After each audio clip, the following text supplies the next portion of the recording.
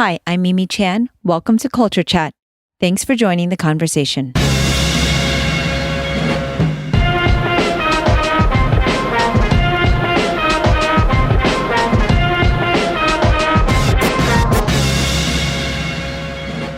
In this episode, I'm going solo and discussing a topic that has been on my mind for the past several weeks. Please listen with an open mind and heart.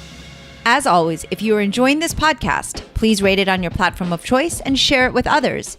If you would like to support with a donation to help keep this podcast going, you can become a patron of the show by visiting my website or patreon.com. For comments or suggestions, email me at mimi@culturechatpodcast.com or reach out on social media at SifuMimiChan. Now, on with the show. Hi, everyone. I've been wanting to discuss the anti-Asian hate crimes that have been happening lately, especially since the pandemic. And I've been at a loss for words, and I've been a little bit worried about my ability to precisely construct sentences because when I get angry and I get emotional, I have a hard time sharing my feelings clearly. And so bear with me because I've written down some thoughts and I would like to talk about this today on my podcast and share my take on the anti-Asian hate crimes that have been happening lately. So these crimes have risen at an alarming rate since the start of the pandemic. But we're now facing a time in which our elderly community is being targeted and has even suffered death due to these attacks. When the pandemic first started a year ago, people shared some of their experiences with me about the nasty looks they were getting and verbal abuse they had received in public. Asian Americans, of course. Not to mention the online realm, which I generally avoid, but I've heard some pretty disturbing things about the cyberbullying and the rhetoric that is shared on these platforms. My immediate thoughts and concerns were, of course, for my parents, in particular, my father, who doesn't speak fluent English and who, while in the realm of martial arts, is a grandmaster, highly revered.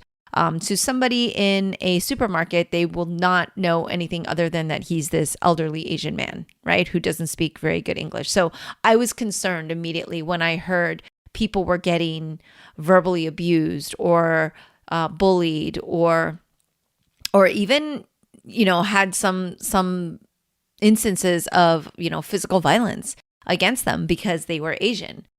Because the coronavirus, of course, started in China, and that has caused a lot of dissonance, especially here in this country. And I have a special place and love in my heart for the elderly community.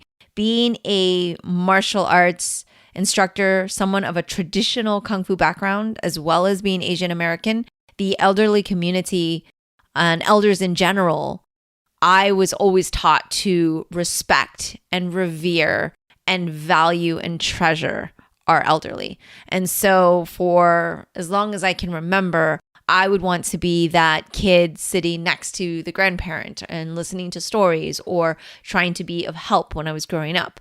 I can't say I always did the best job at being the model grandchild or youth that was attentive like anyone else or any selfish teenager.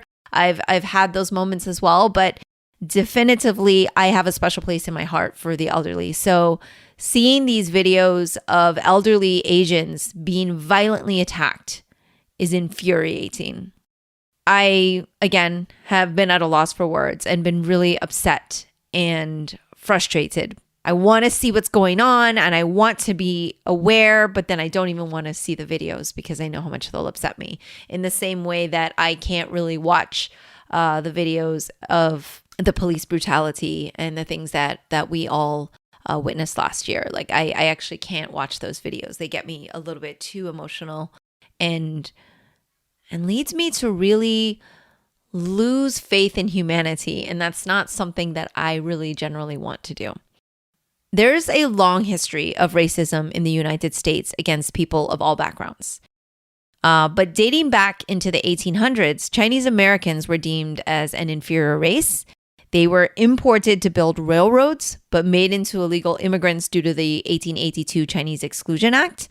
And in 1942, of course, there's the Japanese Americans that had to endure the internment camps in the United States. I was fortunate to have a guest on my show who shared his experience in these camps and was horrified that this is part of our history. What's even more frustrating is we're not taught this in schools, right? We don't really get to hear about some of these mistakes in our American history. And it frustrates me because how are we going to learn if we don't get to study it and understand it and see why it happened and then learn from that and have each generation learn from that? So this isn't new. This anti-Asian rhetoric, this hate or racism against Asians isn't just because of the pandemic. There's definitively a history. And of course, there's the ongoing struggle of the model minority myth that we fight today that feeds into the further division amongst the community. I'm no expert, but I have learned a lot about the model minority myth in the past weeks. And I'll leave a bunch of links here for you to learn more about it from people way smarter and more versed in the theory and the negative impacts it's had on society. But I did want to share a little bit about what I read. So it was created as a tool of oppression to divide people of color. I read a really great article in Time by Mabuti Louis, and it was really, really summed up nicely about how the pervasiveness of the model minority myth is a largely contributing factor to the current climate that we are experiencing right now. And that false idea was constructed during the civil rights era to stymie racial injustice movements. And it suggests that Asian Americans are more successful than other ethnic minorities because of hard work, education, and inherently law-abiding natures.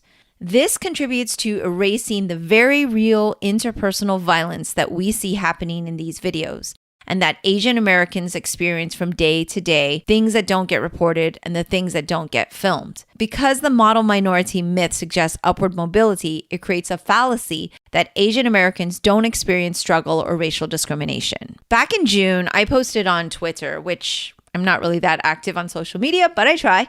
Am I offended by Prez, because I refuse to say his name, as you all know, saying Kung Flu? No. Not because it isn't racist. It's because I trained myself to disregard anything he says. Despite how infuriating it is, I won't allow him to have that power over me. Some of us are in this together. He is not. Hashtag we are in this together. So there have been numerous articles stating how President 45 has ignited and been the super spreader in racist or stigmatizing tweets that have pretty much had the furthest reach and the greatest reach possible. He has been retweeted 1.2 plus million times, and his racist tweets have been liked over 4 million times. And that's just horrifying, right? That the president of our country would be tweeting such things, and that B, that many people would like those tweets. Russell Jung, a co-founder of the Stop AAPI Hate and a professor of Asian American Studies at San Francisco State University, also wrote, "There's a clear correlation between President 45's incendiary comments, his insistence on using the term Chinese virus, and the subsequent hate speech spread on social media and the hate violence directed towards Asians. It gives people license to attack us. The current state of attacks on our elderly is part of how that rhetoric has impacted the broader population."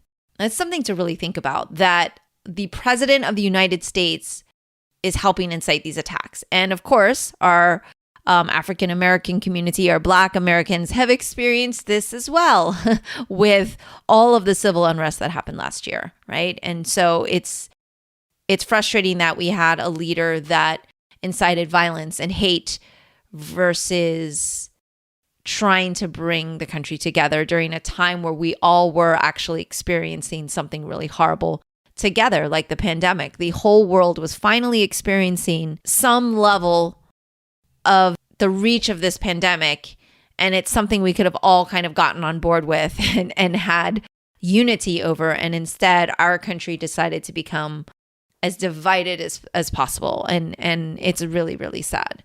On my podcast, though, I've also had various conversations about the effects of the pandemic on Asian Americans. But sadly, I did not know the extent to how horrible this has become. I'm really grateful to Amanda Wen, Daniel Wu, and Daniel Dae Kim for bringing this issue into the spotlight. Without the power of their either celebrity status and civil rights activism, it really has not been in the mainstream media. So as somebody who believes in civil rights advocacy, I want to do everything that I can to bring awareness of these anti-Asian hate crimes and share ways that we can all make a difference. Because even if one person hears this and it resonates, then that has been worth the time it took to compile these thoughts and to share them with all of you. Last year, when the Black Lives Matter protests began, and after the horrific murder of George Floyd, Breonna Taylor, and so many more names that are not written down here, but also that hasn't made it into the media, I did the same thing. I wanted to bring awareness and share ways we can make a difference. And in no way am I comparing the struggle for Black Americans or other minority groups or stating that the experience is the same. What I am saying is that the anti-Asian hate crimes and racism is not okay and cannot be ignored. Some of the reports of attacks on the elderly community have been a 64-year-old Vietnamese grandmother who was assaulted and robbed, a 61-year-old Filipino man whose face was slashed with a box cutter on the subway in New York City. A 91-year-old man was caught on camera being thrown to the ground violently. And of course, my heart goes out to the family of an 84-year-old, Visha. I'm not going to try the last name because I will butcher it, but he was killed in a brazen attack captured on video that went viral and has actually led to this awareness that has been now splashed on many of the pages in mainstream media. These statistics have been astounding, and in some cities like New York, I think it's been like an 867% increase in the crimes that have been reported, and thousands across the country, more than ever before. So this has to stop, and we have the power to help make these changes. So I've decided to share a few ways that I think we can help. One is to be kind to one another, because if we were all kind to one another, none of these instances would be happening. I know that sounds like an idealistic thing. I know it sounds like I'm living in a utopia fantasy world in my head, but it has to start somewhere. Two is to speak out against anti-Asian hate crimes and stand up to bullies in all forms, whether in person or online. Amanda Wen eloquently stated the opposite of hate isn't love, it's apathy. And at the beginning of this pandemic, whether it was Asian Americans being blamed for the pandemic, whether it was the injustices that we saw with the Black Lives Matter protests because of the police brutality, whether it's been Muslim Americans who are still having oppression and injustices, regardless of what group, if we stand by and say nothing, silence is complicity. Silence is saying it is okay, and it's not okay. In addition, there are places you can report crimes if you see them, and I will link that here, even to the FBI, because hate crimes fall under that jurisdiction. So I will link places that you can actually report the crimes.